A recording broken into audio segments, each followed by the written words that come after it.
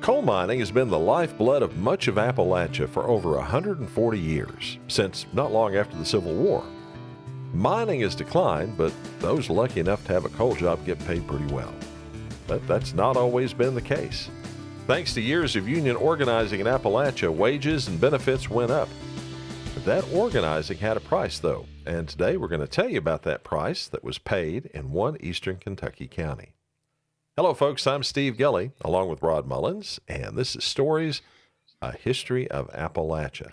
Now, if you happen to be watching us on our YouTube channel, be sure to go down below, click that subscribe button, ding the bell to get notified every time we come out with a new story, and please, folks, give us a thumbs up, okay? Steve, when we talk about this and all the organizing for, say, I had relatives. I had relatives on my mom's side that were union organizers for the UMWA, and they always talked about it. It was downright dirty sometimes. It was shots being fired, things thrown in the road and so forth, people getting their house shot up. I mean, there were different kind of things going on, but I tell you, when you're fighting for wages and fighting for the working man, it's a hard job sometimes when you have to. What was it Mother Jones said? Give them hell while they're living, or something, and praise the something like that. But Mother Jones knew very well what the costs were and everything that was implied with this whole thing of organizing and what it all consisted of. Yeah, and then this has been going on all over Appalachia since the turn of the 20th century, and mainly in West Virginia, Matewan and Blair Mountain and all that. But probably the second most famous place for this is the one we're going to talk about today, and that's Harlan County. Yep, good old Harlan County, Kentucky. Now, Harlan County is what a lot of folks think of when they hear the word Appalachia, and that's mainly because of the struggles that happened there organizing the mines, along with what's happened since the downturn in coal mining there. Now, life for folks in Harlan County has always been tough, especially during the Great Depression. People there knew how to work hard, though, and well, that's just what they did for the coal companies that employed them. During the Depression, though, the struggle to organize for better wages and working conditions, as well as a better life for miners' families, became quite literally very bloody. Steve, when the Depression hit, demand for coal, just like everything else, dropped. Coal operators in Harlan County decided that it would be a good time to expand their market so that when the good times did return, they'd make much more money. To do this, they began to sell coal below cost. Now, not too much below cost, though. I mean, you still got to make a little bit of money off of it, but there was only so much loss they were willing to take. So they began to look for ways to cut their expenses. They found it by forcing wage cuts on their mine workers. On February 16, 1931, the Harlan County Coal Operators Association cut wages by 10%.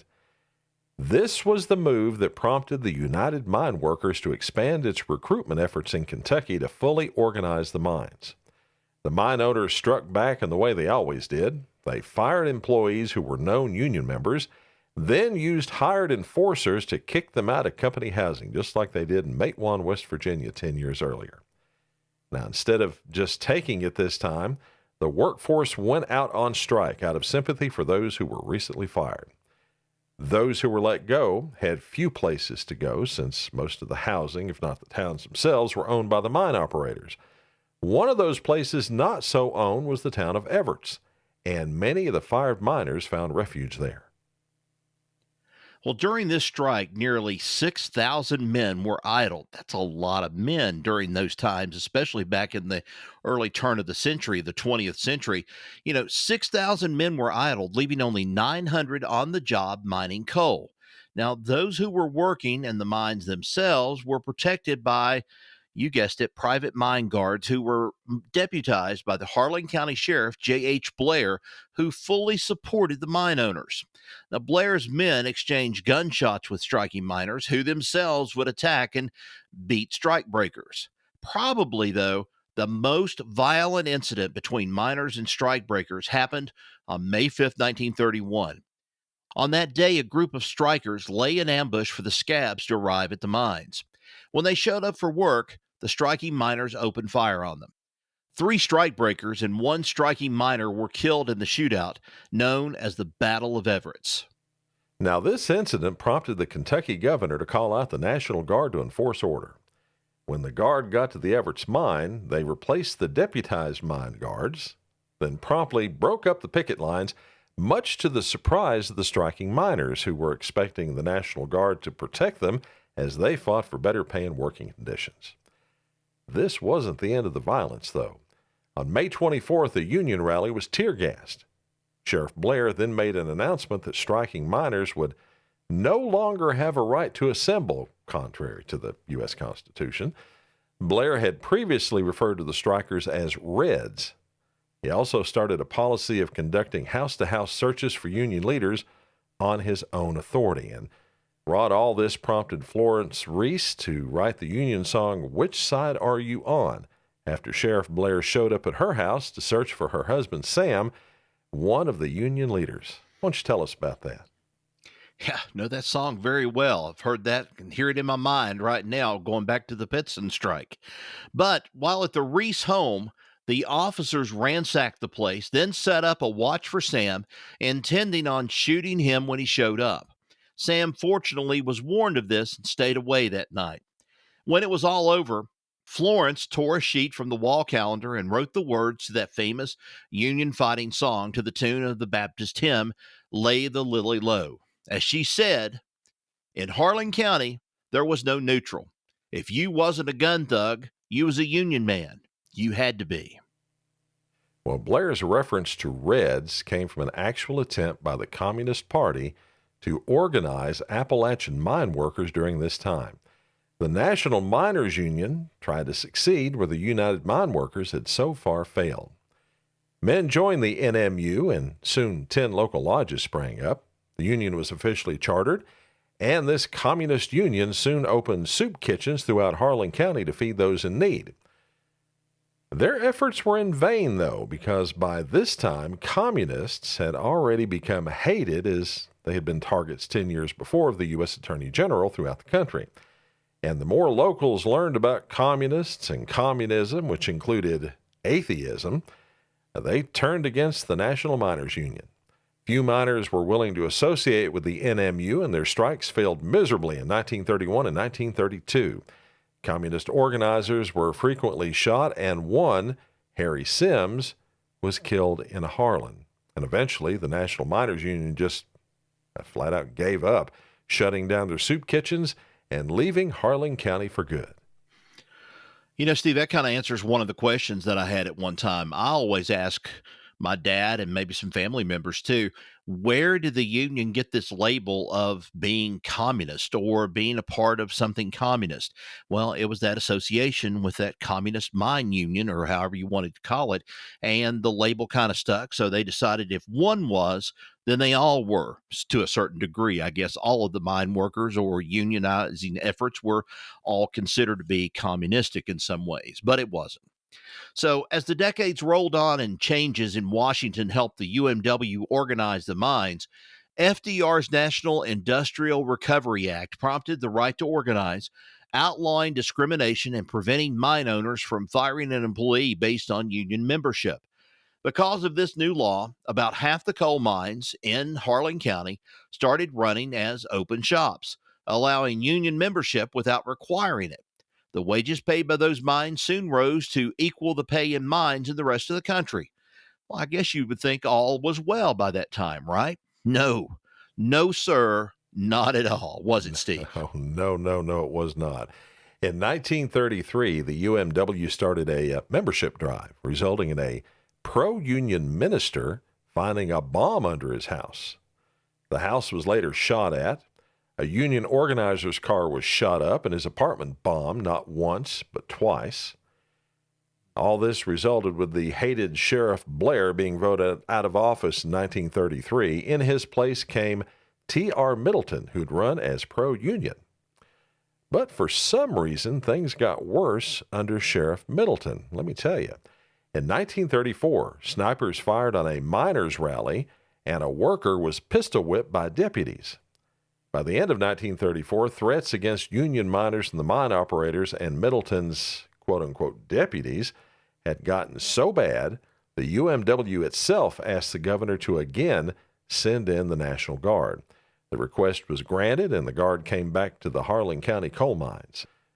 Not only that, but at about this same time, the United States Supreme Court then struck down the pro union portions of the National Recovery Act as unconstitutional, and the miners and the union were back to square one.